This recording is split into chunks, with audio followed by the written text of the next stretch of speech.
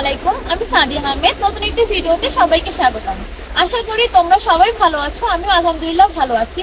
তো আজকের আমার এই ভিডিওর মেইন টপিক হচ্ছে যে তোমরা যারা 2024 সালের বা আগের যারা স্টুডেন্ট আছো বা যারা সেকেন্ড টাইমার, তারা তোমরা দেশের বাইরে মেডিকেল পড়তে আসতে পারবে কিনা বা দেশের বাইরে মেডিকেল পড়তে পারবে কিনা।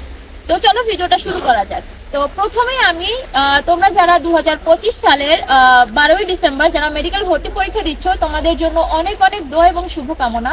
তোমাদের হাতে আর বেশি দিন টাইম নাই, বেশ 2-3টা দিন আর হাতে আছে।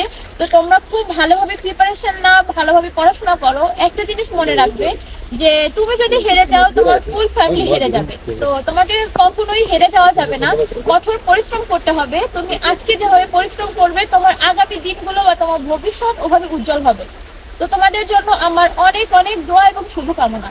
তো এখন যে মেইন বিষয় যেটা বলবো, যে তোমরা যারা সেকেন্ড টাইমার আছো বা তার আগের ব্যাচ সমূহ আছো, যারা 2020, 22, 23, 24, এরা চাইলে দেশের বাইরে মেডিকেল পড়তে আসতে পারবে কিনা।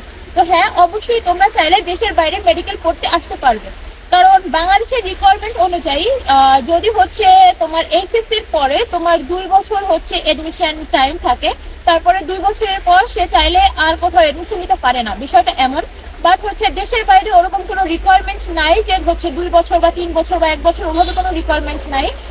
তুমি যদি তোমার 5-7 বছরও আগেও যদি তুমি এইচএসসি কমপ্লিট করে থাকো না কেন, সেক্ষেত্রে তুমি চাইলে দেশের বাইরে মেডিকেল এডমিশন নিতে পারবে বা মেডিকেলে পড়তে পারবে। তো এই বিষয়ে কোনো সমস্যা হবে না। আর তারপরে তোমরা অনেকে আমার কাছে জিজ্ঞেস করে থাকো যে যারা তোমার বাংলাদেশের মেডিকেল ভর্তি পরীক্ষায় বসতে পারবে না বা যাদের পাস মার্ক নাই, তারা চাইলে দেশের বাইরে এমবিবিএস পড়তে আসতে পারবে কিনা।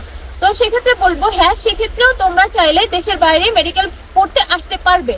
তো সেক্ষেত্রে আর একটা কোশ্চেন থাকে যে তাইলে আপু, যে আমি ওখান থেকে পড়ে এসে বাংলাদেশে বিএমডিসি দিতে পারবো কিনা বা বাংলাদেশে ডাক্তারি করতে পারবো কিনা। সেক্ষেত্রে বলতে গেলে বাংলাদেশের যে মেডিকেল ভর্তি পরীক্ষা, তো বাংলাদেশের রিকোয়ারমেন্ট অনুযায়ী তোমার মেডিকেল ভর্তি পরীক্ষায় তোমার পাস মার্ক যদি থাকে, সেক্ষেত্রে তুমি পরবর্তীতে বেসরকারি কোনো মেডিকেলে পড়তে পারবা বা পরবর্তীতে তুমি বাংলাদেশে ডাক্তারি করতে পারবা। আর এছাড়া বাংলাদেশের যে বিএমডিসি তোমাকে লাইসেন্স দিবে না। তো BMDC Bangladesh medical and dental council.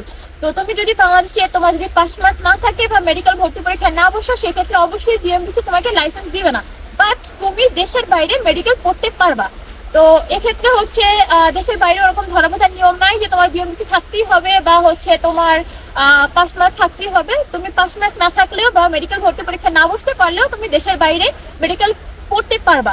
তো এক্ষেত্রে প্রশ্ন আসে যে আপু, তাহলে আমি দেশের বাইরে মেডিকেল পড়লাম, তো পরবর্তীতে আমার তাহলে ক্যারিয়ার কি, আমি কি করব। তো সেক্ষেত্রে তুমি এখান থেকে বা যে কোনো দেশ থেকে হোক না কেন, তুমি মেডিকেল পড়ার পর তুমি তারপরে অন্য যে কোনো দেশের লাইসেন্স এক্সাম দিবা। কারণ ধরো আমি যদি কিরগিজস্তান, তাজিকিস্তান বা এসব দেশ বলতে যাই, এসব দেশের ইউনিভার্সিটিগুলো তোমার বিশ্বের সকল স্বাস্থ্য সংস্থা দ্বারা অ্যাপ্রুভ। তো তুমি এসব দেশ থেকে পড়ার পর তুমি চাইলে যে কোনো দেশে গিয়ে লাইসেন্স এক্সাম দিয়ে সেই দেশের তুমি ডাক্তারি করতে পারবা।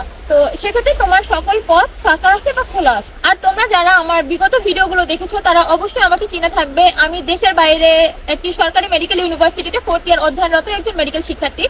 তো তোমরা যারা মেডিকেলে এডমিশন নিতে চাও, সেটা হোক কিরগিজস্তান বা তাজিকিস্তান, যে কোনো দেশ, তোমরা আমার সাথে কন্ট্যাক্ট করতে পারো। সেক্ষেত্রে আমার হোয়াটসঅ্যাপ নাম্বার এবং ফেসবুক আইডি লিঙ্ক ডিসক্রিপশন বক্সে দেওয়া থাকবে।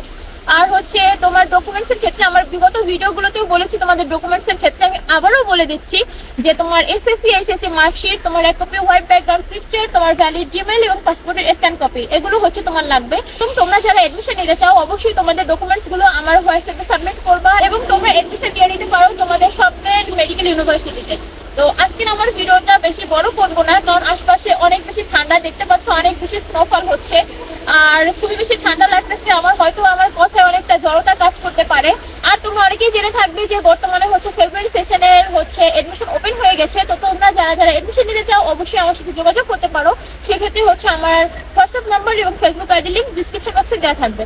তো আজকের আমার ভিডিওটা আর বেশি বড় করবো না। তো ভিডিওটা তোমাদের কাছে কেমন লাগলো অবশ্যই কমেন্ট করে জানাবে এবং আমার ইউটিউব চ্যানেলের পাশেই থাকবে। সামনে আরো নতুন নতুন ভিডিও আসছে। তো সেই পর্যন্ত সবাই ভালো থাকবে, সুস্থ থাকবে। আল্লাহ হাফেজ, আসসালামু আলাইকুম।